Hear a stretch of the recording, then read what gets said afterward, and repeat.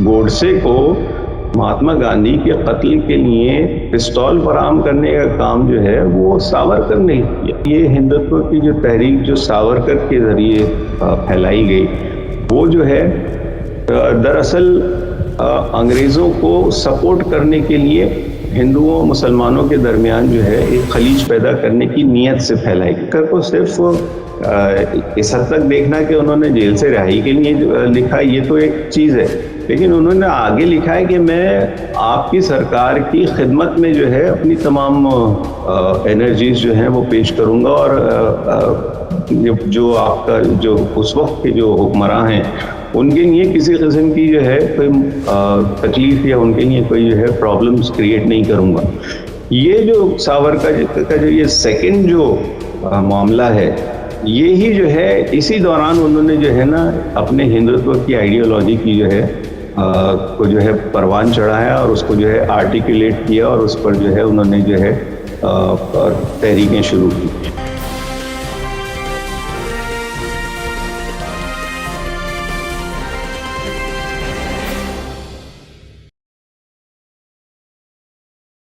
Hello, नमस्कार, आदाब, सत श्री अकाल और अस्सलाम वालेकुम। मैं हूं मोहम्मद अहमद काज़मी, लेकर आया हूं आपका पसंदीदा कार्यक्रम आपके रूबरू।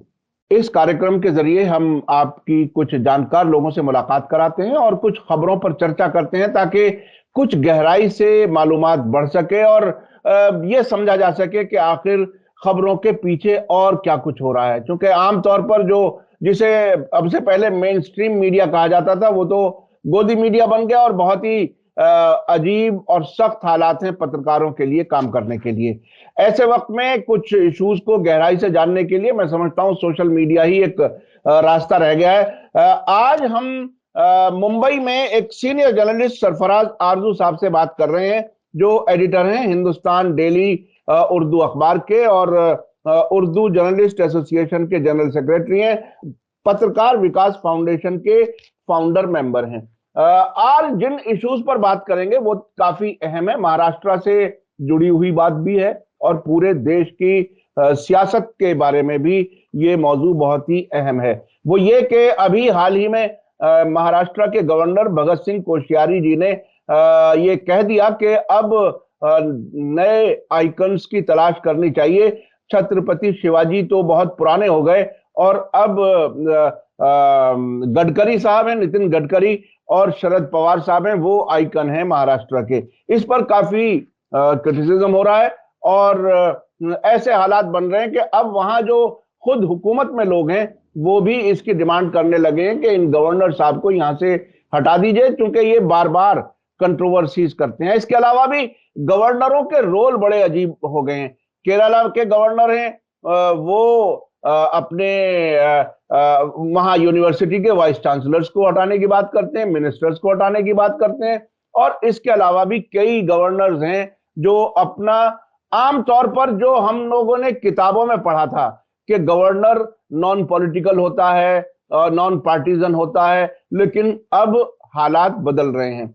इस सब पर सरफराज आरजू साहब की बात हम सुनना चाहेंगे कि वो कैसे समझते हैं। सरफराज आरजू साहब, वेलकम है आपका, मीडिया स्टार वर्ल्ड को आपने वक्त दिया। आप ये बताइए कि महाराष्ट्र में बार बार आप बहुत से ऐसे वाकयात देख रहे हैं जो शायद पिछले 20-30 साल में नहीं देखे थे, लेकिन पिछले 5-7 साल में जितना कुछ आपने तब्दीलियां देखी, बदलता हुआ सियासत का रुख देखा, आप कैसे देखते हैं ये इस वक्त जो गवर्नर साहब का बयान है उसे आप कैसे देखते हैं? हमेशा यही होता रहा है कि गवर्नर साहब जो है हमारे महाराष्ट्र के, वो पिछले जब से वो यहाँ पर मुकर्रर किए गए हैं उस वक्त से जो है वो स्टेट गवर्नमेंट के साथ जो है नबर्द आजमा रहे हैं। और ये जो इनका बयान था ये तो तमाम हदों को पार कर गया है, क्योंकि ये भूल गए हैं कि शिवाजी महाराज जो है महाराष्ट्र के लिए न सिर्फ एक रेलेवेंट आइकन है बल्कि हमेशा रहने वाले आइकन रहेंगे। और उनको आप अगर पसे पर्दा डाल दें और उनकी जगह नए लोगों को तलाश करें, अच्छा जब नए लोगों के आप में मिसाल पेश करते हैं तो आपके सामने जो है नितिन गडकरी हैं या शरद पवार साहब हैं, तो इन लोगों को जो आपने मुतबादिल के तौर पे पेश किया वो अपने आप में जो है बड़ा मायने खेज है, क्योंकि पवार साहब जो है वो एनसीपी से ताल्लुक रखते हैं, लेकिन उनके जो पॉलिटिकल डिट्रैक्टर्स हैं वो तो इस चीज को कभी कबूल नहीं करेंगे। और नितिन गडकरी साहब जो हैं वो खुद बीजेपी में जो है आजकल जो है मातूब हैं, और जिसको कहते हैं ना कि प्राइम मिनिस्टर की जो लिस्ट है फेवरेट्स की, उनमें आजकल नहीं है। तो ऐसे लोगों का नाम सजेस्ट करना जो है वो अपने आप में जो है बड़ा मायनेखेज है। और यहाँ लगता है कि कोश्यारी साहब से जो है गलती हो गई है और उन्होंने जो है गलत लोगों के नाम जो है वो पेश कर दिए। क्योंकि अगर आप इनके मशवरे पर अमल करने लगे और नितिन गडकरी को अगर आपने अपना आइकन बना लिया, तो आप सोच सकते हैं कि फिर हमारी पॉलिटिकल जो वो है वैल्यूज हैं उनकी सतह क्या होगी। लेकिन मैं समझता हूँ कि वो रुकना यहाँ नहीं चाहते थे, वो इससे अभी आगे जाते थे। जब नए आइकन्स की बात करते हैं तो फिर मैं समझता हूँ कि उनके जहन में सावरकर का भी कहीं ना कहीं जो है गुजर रहा होगा। क्योंकि जिस पॉलिटिकल थिंकिंग से और जिस पॉलिटिकल लाइन से कोश्यारी साहब का ताल्लुक है, उसमें गोलवालकर और सावरकर की जो है बड़ी अहमियत है। और वो अगर नए आइकॉन्स तलाश करने का मशवरा देते हैं तो कहीं ना कहीं उनके जहन में ये बात जरूर रही होगी कि अब इन लोगों को भी जो है आइकन्स के तौर पर पेश किया जाए। तो ये एक ऐसी चीज है जिसको कहते हैं ना कि तमाम रेड लाइंस क्रॉस कर गए हैं। इसमें हुआ ये है कि गवर्नर की मुखालिफत न सिर्फ वो लोग कर रहे हैं जो कि अपोजिशन पार्टी से ताल्लुक रखते हैं, बल्कि इसमें जो है वो लोग भी कूद पड़े हैं जो खुद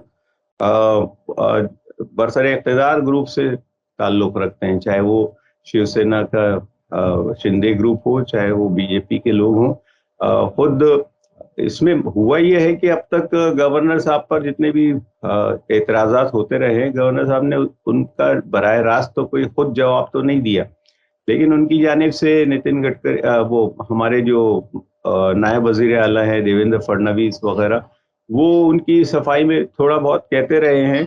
लेकिन वो भी ऐसी बात है कि उन्होंने ये कहा कि सिर्फ इतना कहा कि शिवाजी महाराज जो है वो जब तक सूरज चांद रहेगा उस वक्त तक हमारे आइकन रहेंगे महाराष्ट्र के लिए, पूरे मुल्क के लिए। तो उन्होंने जो है गवर्नर साहब की कोई खास तरदीद नहीं की, बल्कि उसमें सिर्फ इजाफा किया कि ये जो है आइकन का जो मामला है ये इसको जो है आप खत्म कीजिए। ये शिवाजी महाराज जो है हमारे आइकन थे, हैं और रहेंगे। तो गवर्नर साहब ने अभी तक इस सिलसिले में अपनी तरफ से कोई न वजाहत पेश की है, न कोई उसकी जो है तरदीद की है, न उन्होंने आमतौर पे जैसे कहा जाता है कि मेरे बयान को तोड़ मरोड़ कर पेश किया गया है उसको आउट ऑफ कॉन्टेक्स्ट पेश किया गया, ऐसी भी कोई बात नहीं आई। क्योंकि गवर्नर का जो अपना जो एक डेकोरम है उसमें ये है कि वो अपने आप को कंट्रोवर्सीज में जो है इस तरह की कंट्रोवर्सीज में जो है घसीटते नहीं है। हालांकि कंट्रोवर्सीज जो हैं वो इनके जिसके लिए जिसको कहते हैं कि वो इनका जो है स्टेपल फूड है। अगर कंट्रोवर्सीज ना हो तो गवर्नर को जो है बिल्कुल ऐसे समझिए जैसे अमेरिका का वाइस प्रेसिडेंट होता है कि कोई नहीं जानता कि वाइस प्रेसिडेंट कौन है अमेरिका का। उसी तरह स्टेट का गवर्नर होता है कि कोई नहीं जानता गवर्नर कौन है आपके स्टेट का। नाम पूछेंगे आप आम आदमी से तो लोगों को नहीं मालूम है। लेकिन ये जो मामला है मैं देख रहा हूँ कि हिंदुस्तान की तमाम नॉन बीजेपी स्टेट्स के गवर्नर जो हैं वो सेंटर के एजेंडे को आगे बढ़ाने के लिए, बीजेपी के एजेंडे को आगे बढ़ाने के लिए ऐसी हरकतें कर रहे हैं जो उनके शायान शान नहीं हैं। और जैसे कि आरिफ मोहम्मद खान साहब का जिक्र किया आपने, या फिर इससे पहले मगरबी बंगाल के गवर्नर थे और फिर तेलंगाना के गवर्नर हैं, ये तमाम लोग जो है ये रोज़मर्रा की जो एडमिनिस्ट्रेटिव एक्टिविटीज़ होती हैं उनमें भी कहीं ना कहीं दखल अंदाजी कर रहे हैं। हालांकि इनका काम सिर्फ रिपोर्ट्स लेना और रिपोर्ट्स को जो है आगे भेज देना है, लेकिन अगर वो इससे ज़्यादा कुछ करते हैं। और हमारे गवर्नर साहब ने तो एक जुल्म और कर रखा है, वो ये कि जब हमारे यहाँ एमवीए गवर्नमेंट थी तो महाराष्ट्र की लेजिस्लेटिव काउंसिल के लिए उसने 12 अफराद के नाम जो कि कांग्रेस, शिवसेना और एनसीपी तीनों से ताल्लुक रखते थे वो भेजे थे गवर्नर साहब के पास। 2 साल हो गए उस चीज़ को, लेकिन गवर्नर साहब ने उस लिस्ट को जो है अप्रूव नहीं किया। और हालांकि बहुत से लोग इस पर जो है उनको मशवरा देते भी रहे हैं, और इस हाई कोर्ट में भी मामला गया था जहां यही कहा गया था कि एक टाइम बाउंड मैनर में आप जो है इस मामले को जो है इस पर फैसला कीजिए। तो हुआ ये कि वो लोग जिनका नाम गवर्नमेंट ने भेजा था और जिनको अब तक एमएलसी बन जाना चाहिए था महाराष्ट्र, यहाँ की पॉलिटिकल सेटअप में जो है एमएलसी की बड़ी अहमियत होती है, और लेजिस्लेटिव काउंसिल में भी जो है वो अगर वोटिंग का कभी मकाम आए तो ऑब्वियसली हिज़्ब इक़्तिदार के पास जो है मेजॉरिटी ऑफ मेंबर्स होने चाहिए। वो पोजीशन जो है वो बड़ी महाराष्ट्र की लेजिस्लेटिव असेंबली में बहुत ही जो है प्रिकेरियस है, और ये 12 मेंबरान का न होना जो है वो कांग्रेस, एनसीपी और शिवसेना का जो गठबंधन था, एमवीए जिसे हम कहते हैं, उसके लिए जो है बड़े उसके लिए सवालात खड़े कर रहे हैं, बड़े मुश्किलात पैदा कर रहा है। बुरी खबर ये है कि हमने ये सुना है कि शायद अब जबकि सरकार बदल गई है और अब बीजेपी और शिवसेना जो है यहाँ पर बरसर इक़्तिदार है, तो शायद गवर्नर साहब जो है पिछली लिस्ट को जो है यकसर मुस्तरद करने के बाद जो है वो नए सिरे से नाम तलब करेंगे, और नए सिरे से जब नाम तलब करेंगे तो ऑब्वियसली मौजूदा जो सेटअप है पॉलिटिकल, उसी के नुमाइंदे जो हैं उसमें जगह पाएंगे। तो ये जो पार्टीशन शिप जो है, जो आप तो जो उसूलन तो आपको जो है गैर जानिबदार होना चाहिए, लेकिन यहाँ पर जानिबदारी जो है साफ तौर पर नजर आती है, जिसकी वजह से जो है लोग होशियारी साहब के बारे में जो है बड़ी शंकाएं रखते हैं। मैं लेकिन ये चीज देख रहा हूँ कि इतना सब होने के बावजूद भी, इतना वावेला मचाए जाने के बाद भी अभी तक कोश्यारी साहब के पोजीशन पर किसी किस्म का हर्फ नहीं आया है, और मुझे नहीं लगता कि उनको जो है इतनी आसानी से जो है सेंट्रल गवर्नमेंट वापस तलब कर किसी और रियासत का गवर्नर बनाएगा, क्योंकि इस तरह जो है आप अपने पॉलिटिकल अपोनेंट्स को ये सिग्नल देंगे कि आपने जो है शिकस्त तस्लीम कर ली है और घुटने टेक दिए हैं और अपोजिशन के एक मुतालबे को जो है मंजूर कर लिया है। चाहे मुतालबे को मंजूर करने का उन्वान कुछ भी हो, मुतालबा ये उस वक्त भी किया जा रहा था जब उन्होंने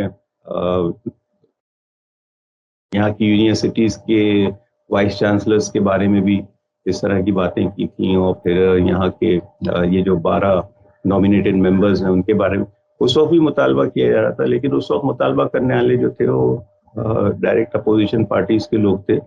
आज की तारीख में जो लोग मुतालबा कर रहे हैं उनमें जो है हिज़्ब इक़्तिदार के भी लोग हैं, क्योंकि शिवाजी महाराज के नाम के साथ खिलवाड़ करने का किसी को यहाँ पर इख्तियार नहीं है, और जो भी इस किस्म की गलती करेगा उसको उसकी एक पॉलिटिकल कीमत अदा करनी पड़ती है। अच्छा, आपने नॉन बीजेपी सरकारों के जहां जहां सरकारें हैं वहां के गवर्नर्स के बारे में बताया कि वो किस किस्म की हरकतें कर रहे हैं। केरला के गवर्नर आरिफ मोहम्मद खान का जिक्र आपने किया। एक ऐसे गवर्नर भी हैं जो गवर्नर रह चुके हैं, सतपाल मलिक साहब। उन्होंने कभी हाल में बयान दिया है कि मोदी जी मुल्क का इतना नुकसान ना करो कि वापसी मुश्किल हो जाए, और मुल्क के हालात और बहुत ज्यादा खराब होने जा रहे हैं। तो बहुत कम लोग होते हैं जो इतनी मजबूती से, वो गवर्नर रहते हुए भी कई बार किसानों के मामले में कह चुके थे। तो ये जो कंट्राडिक्शन अगर हम एक बिल्कुल आउटसाइडर होकर के देखें तो क्या हकीकत वही है जो सतपाल मलिक कह रहे हैं? क्या आपको उनके बयानात कैसे लगते हैं, क्या कुछ है? अब मैं सतपाल मलिक साहब की इज्जत करता हूं, लेकिन मुझे लगता है कि ये सब नूरा कुश्ती है। उनकी ये बयानबाजी जो है यानी फिक्स मैच है। हाँ, फिक्स मैच है, और उनकी बयानबाजी जो है वो ये साबित करने के लिए है कि बीजेपी में आज भी आप मोदी मुखालिफ बयानात देकर पार्टी में रह सकते हैं। तो पार्टी में रह तो सकते हैं, लेकिन आप ओहदों से जो है हटाए जाएंगे, इस बात के लिए आप हमेशा तैयार रहिए। वो गवर्नर नहीं, एक्स गवर्नर हो गए। हालांकि उन्होंने गवर्नरी के दिनों में भी इस तरह की थोड़ी बहुत बातें की हैं, लेकिन अब he is free to express his ideas. और बीजेपी जो है वो इन चीज़ों को जिसको कहते हैं ना कि साथ में लेके चलती है कि ठीक है, अगर कोई मलिक इस तरह के बयानात देते हैं तो मोदी साहब की पोजीशन पर तो उससे कोई फर्क नहीं पड़ता, लेकिन पार्टी ये कह सकती है कि हमारे यहाँ इज़हार ख्याल की आज़ादी है, and you can differ from the party line या you can differ from BJP's ideas, लेकिन यू अंडरस्टैंड कि at the end of it all इस तमाम चीज़ें जब खत्म होंगी तो उसके बाद जो है मलिक साहब जो है पार्टी में ही होंगे, और जरूरी नहीं कि वो फिर गवर्नर बनाए जाए। अच्छा अच्छा, एक बात, एक जर्नलिस्ट के तौर पर लंबे अरसे से आप देख रहे हैं मुल्क के हालात और किस किस्म के गवर्नरों पर हमारी बात हो रही है। ये जो गवर्नर्स कुछ आउट ऑफ द वे जाकर के, दिल्ली में हमने गवर्नर को देखा, नजीब जंग साहब को देखा, और कई जो भी गवर्नर आए आम आदमी पार्टी की सरकार के दौरान काम रोकने की बातें कही जाती हैं, और दिल्ली में तो इस हद तक पार्लियामेंट में कानून पास करा दिया कि दिल्ली की सरकार लेफ्टिनेंट गवर्नर है, लोगों के इलेक्ट की हुई सरकार सरकार नहीं है। तो ये यहां तक बात पहुंच गई। तो ये गवर्नर्स इस किस्म के क्यों कुछ ऐसा करते हैं? क्या इनको कोई जाती लालच होता है, कोई दबाव होता है? चूंकि गवर्नर के बाद सिर्फ एक पोस्ट रह जाती है, बल्कि 2 वाइस प्रेसिडेंट या प्रेसिडेंट बनने की। क्या इन सबको ये लालच होता है कि वो राष्ट्रपति भी बन जाए, या ये सियासी लॉयल्टी होती है? क्या है, आपको क्या लगता है? Basically being more loyal than the king, जिसको आप कहते हैं ना, कि आप जो है वो आउट ऑफ द वे जाके जो है ऐसी बातें करें जिसकी वजह से जो है पार्टी को इन द एंड बेनिफिट हासिल हो। दिल्ली के लेफ्टिनेंट गवर्नर साहब का मामला, चाहे वो नजीब जंग साहब का रहा है और चाहे वो मौजूदा लेफ्टिनेंट गवर्नर का हो, इन्होंने हमेशा केजरीवाल सरकार के लिए जो है मुश्किलें खड़ी की हैं। हमेशा उनके जो अवामी बहबूद के जो फैसले रहे हैं उनमें जो है कीड़े निकाले हैं और उनको जो है रुकवाने की कोशिश की है। आपको शायद याद होगा कि घर घर राशन पहुंचाने की जो है स्कीम तैयार की थी केजरीवाल की सरकार ने। आई थिंक बहुत उम्दा आइडिया है, और आम आदमी के लिए जो है इसमें बहुत सहूलतें इसमें जो है मुहैया होती हैं। लेकिन मैं इसलिए कि ये केजरीवाल का आइडिया है, इसको जो है पनपने ना दिया जाए और इससे जो है उनको अवामी मकबूलियत, हालांकि जो फ्री बिजली का जो वो था और इस तरह की जो बातें थी, तो उसको प्राइम मिनिस्टर साहब जब कहते हैं कि ये रेवड़ियां बांटने का जो है कल्चर खत्म होना चाहिए, तो ये रेवड़ियां तो हर सरकार बांटती है, केजरीवाल अकेले क्यों उसको? अब अब इससे जो है गवर्नर हजरात को जो है ये एक शय मिल जाती है कि जब प्राइम मिनिस्टर इसको रेवड़ियां कह रहे हैं तो आप इसको जो है बहबूद का काम कैसे कह सकते हैं? आप उनके अगेंस्ट तो जा नहीं सकते, उनके आइडियाज को जो है आप तो कॉन्ट्राडिक्ट कर नहीं सकते। तो इसलिए जो है वो मैं समझता हूँ कि हमारे गवर्नर जो हैं more loyal than the king, जो अंग्रेजी में इसके लिए इस्तेमाल होता है कि बादशाह तो जैसा भी है लेकिन आप उससे ज्यादा आगे जाते हैं। तो ये चीजें जो है ये अच्छा, सीधा सवाल ये है कि सिर्फ उन्हीं रियासतों में ये क्यों होता है जहाँ नॉन बीजेपी सरकार है? ये मध्य प्रदेश में क्यों नहीं होता? ये उत्तर प्रदेश में क्यों नहीं होता? ये गुजरात में क्यों नहीं होता? यहाँ के गवर्नर जो है इतने डोसाइल और इतने सीधे और इतने के जमाने इतने शरीफ कैसे हैं? ये चीजें जो है ये सवाल खड़े करती हैं, और जो लोग बैन सुतूर देखते हैं उनकी समझ में आ जाता है कि ये एक खास एजेंडे के तहत और एक खास मकसद के तहत हो रहा है। और इस चीज को जो है असल में गवर्नर की जो राइट्स है ना, गवर्नर की जो अपनी पोजीशन है कॉन्स्टिट्यूशनली, उसके हिसाब से जो है ना बहुत सी चीजें ग्रे एरियाज में आती हैं, यानी वो जो है उनको जो नहीं भी करना चाहिए वो भी कर जाते हैं, और जो करना चाहिए वो नहीं भी करते हैं। और इसको जो है आप ये हमारा जो अदालती निज़ाम जो है वो इन चीज़ों पर जो है ना बहुत ज़्यादा कोई अपनी रायज़नी नहीं करता।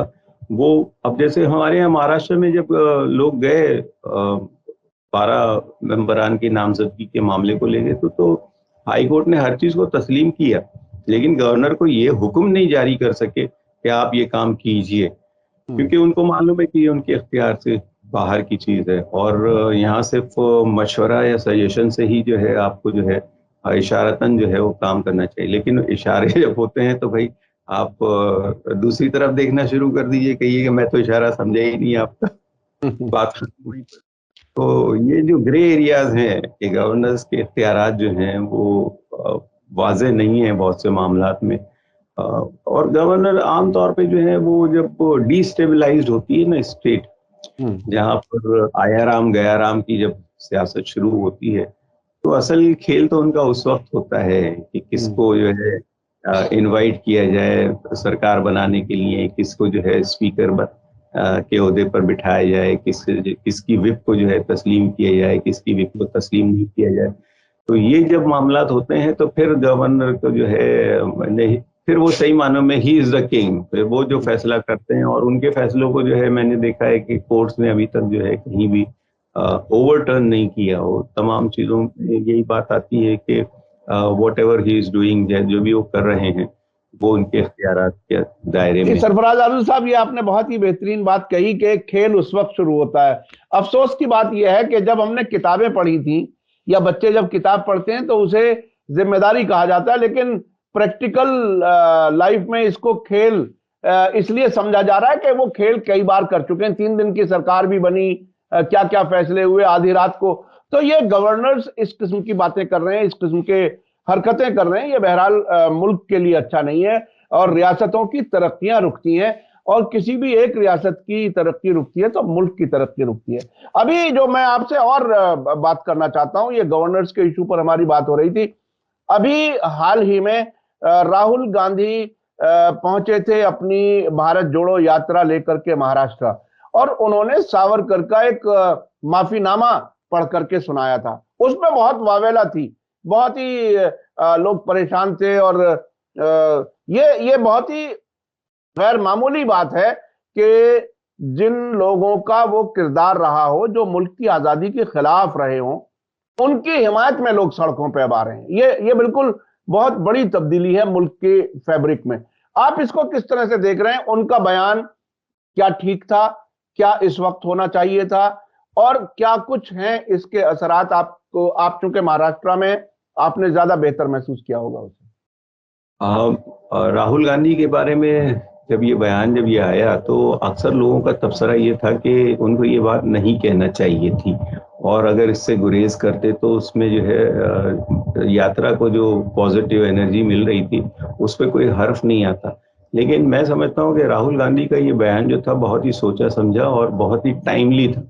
और टाइमली इसलिए मैं कहता हूँ कि आपने बयान का आधा हिस्सा तो सबने जाना, लेकिन राहुल गांधी ने जो बात असल में कही थी वो असल सावरकर को जो है एक हमारे यहाँ बहुत आदिवासी आइकॉन है बिरसा मुंडा, उनके उनके तनाजुर में जो है ये बात कही थी कि बिरसा मुंडा एक आदिवासी लीडर थे। उन्होंने जो है एक बहुत बड़ी तहरीक आज़ादी की जो है वो शुरू की थी, और उनको अंग्रेजों ने जो है सजाए मौत दे दी और शहीद कर दी। तो राहुल गांधी ने जो है उनको कंपेयर किया कि देखिए एक तरफ तो ऐसे भी हमारे यहाँ आदिवासी लोग हैं और आदिवासी हमारी जो आवाम है उनके लीडरान ऐसे हैं जो कि कुर्बानी देने की जो आखिरी हद होती है उससे भी जो गुजर जाते हैं, और दूसरी तरफ सावरकर हैं जिन्होंने जो है माफीनामे लिख के भेजे और अंग्रेजों से जो है जेल से रिहाई के लिए जो है आसानियां तलब की वगैरह वगैरह। तो सावरकर के बारे में, अच्छा सावरकर को सिर्फ इस हद तक देखना कि उन्होंने जेल से रिहाई के लिए लिखा ये तो एक चीज है, लेकिन उन्होंने आगे लिखा है कि मैं आपकी सरकार की खिदमत में जो है अपनी तमाम एनर्जीज जो हैं वो पेश करूंगा, और जो आपका जो उस वक्त के जो हुक्मरान हैं उनके लिए किसी किस्म की जो है कोई तकलीफ या उनके लिए कोई जो है प्रॉब्लम्स क्रिएट नहीं करूंगा।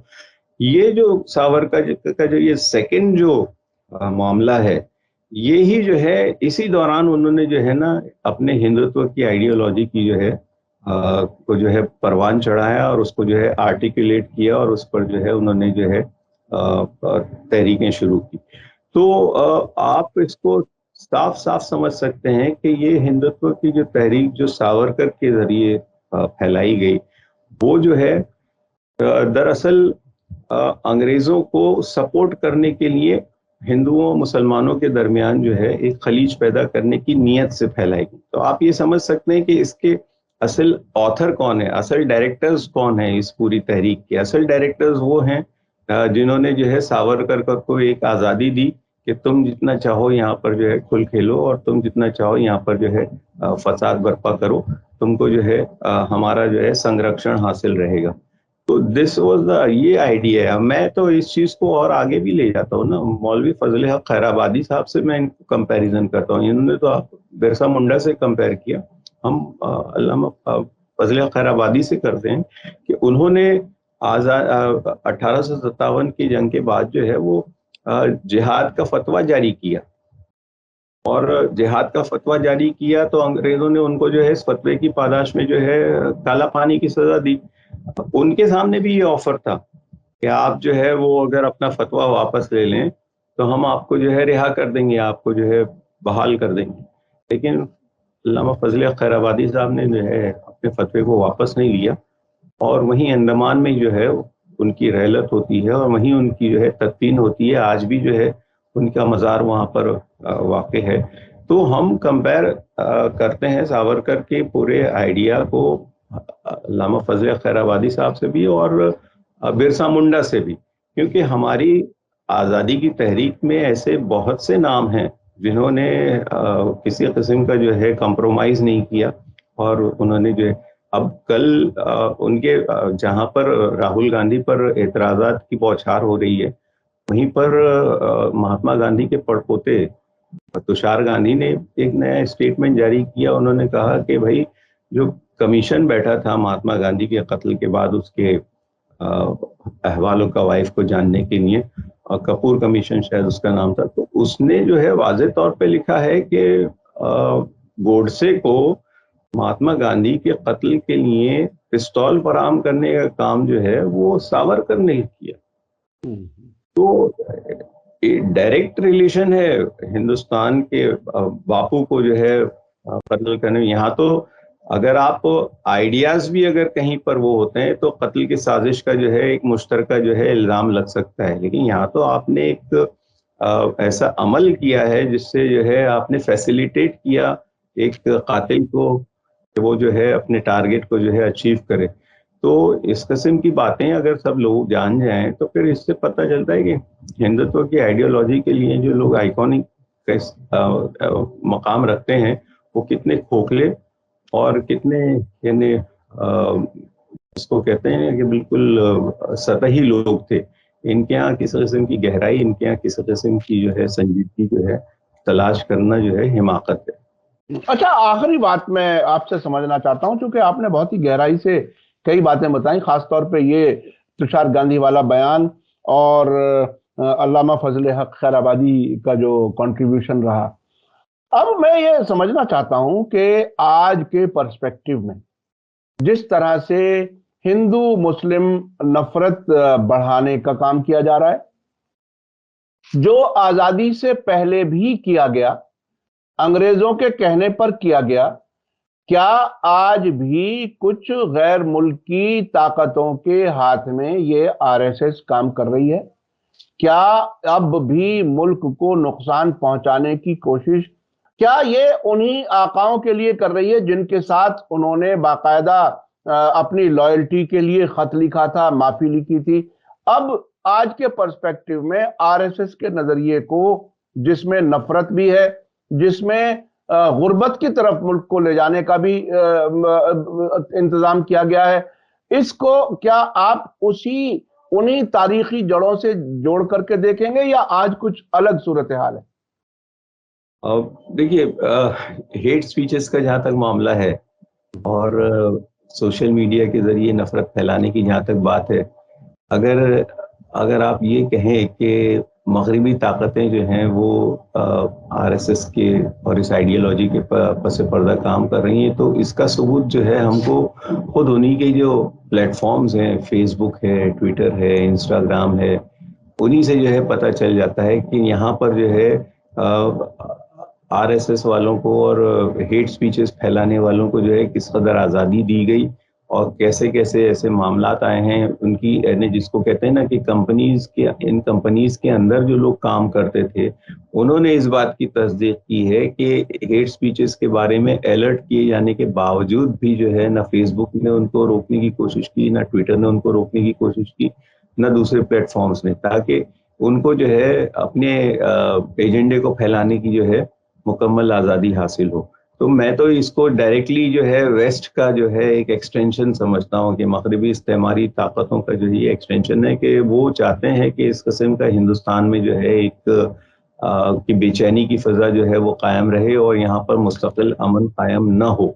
तो ये तो उनका भी एजेंडा है ना, कि वो तो आपको चीन के मुकाबले में अपने मुकाबले के लिए अपने साथ लेने में उनको कोई हर्ज, आपको साथ लेने में कोई हर्ज नहीं है।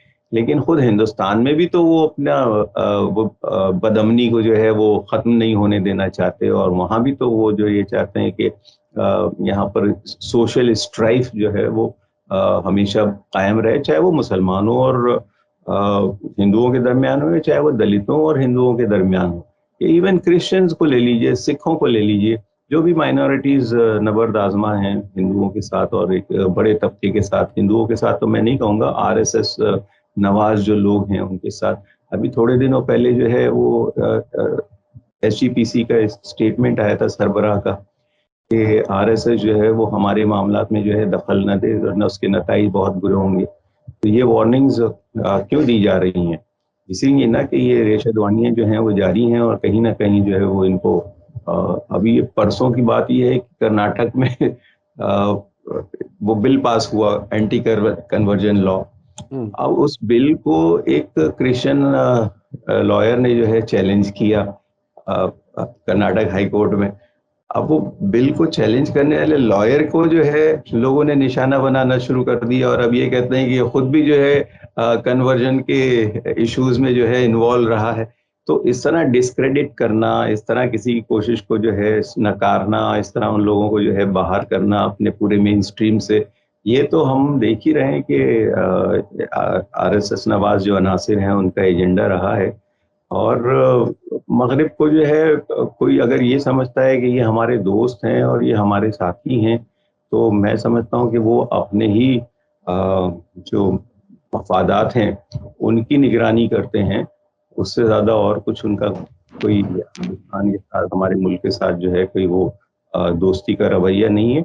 वो यहाँ नहीं चाहेंगे कि अमन कायम रहे, वो यहाँ नहीं चाहेंगे कि यहाँ पर जो है जो सोशल डिस्टर्बेंसेस हैं उनमें किसी किस्म की जो है कमी वाक़ हो। और यही जो है आरएसएस का भी एजेंडा है, क्योंकि वो इस मुल्क को डिवाइड कर रहा है ऐसे तबकात में जो जिसको कहते हैं ना कि एक राज करेगा और दूसरा जो है महकूम रहेगा।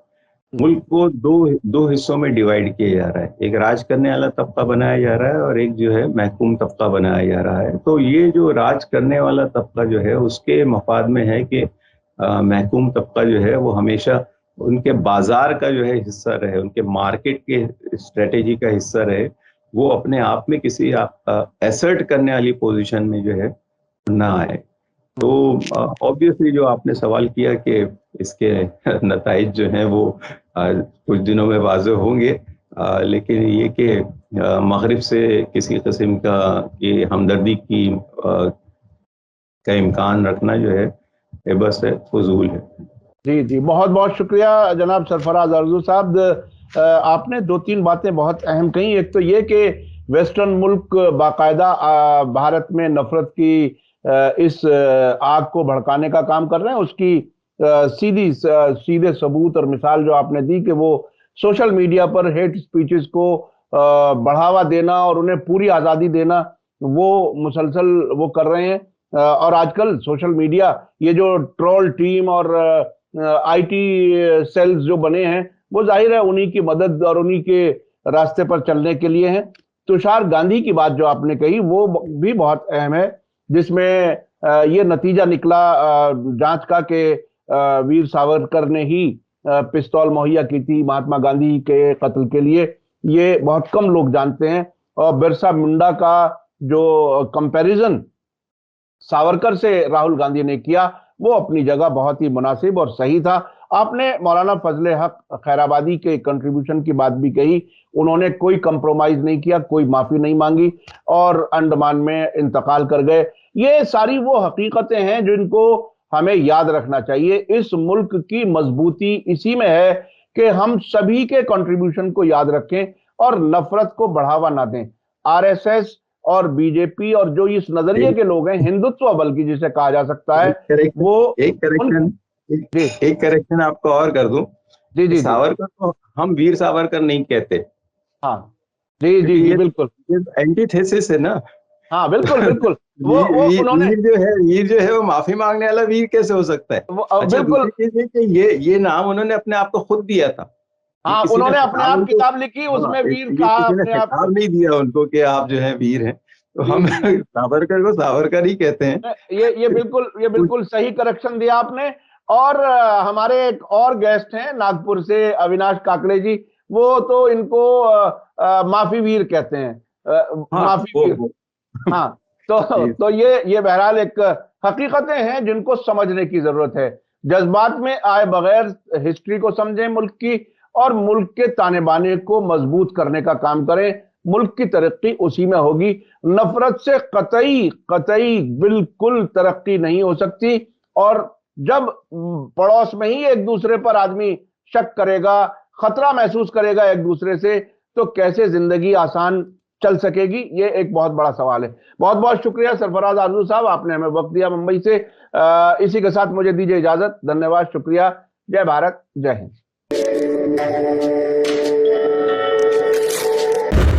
मीडिया स्टार वर्ल्ड के और वीडियो देखने के लिए हमारे चैनल को सब्सक्राइब करें और सीधे नोटिफिकेशन पाने के लिए बेल आइकन दबाएं। और अगर हमारी खबर सच्ची और अच्छी लगे तो अपने व्हाट्सएप, इंस्टाग्राम, फेसबुक और ट्विटर अकाउंट पर जरूर शेयर करें।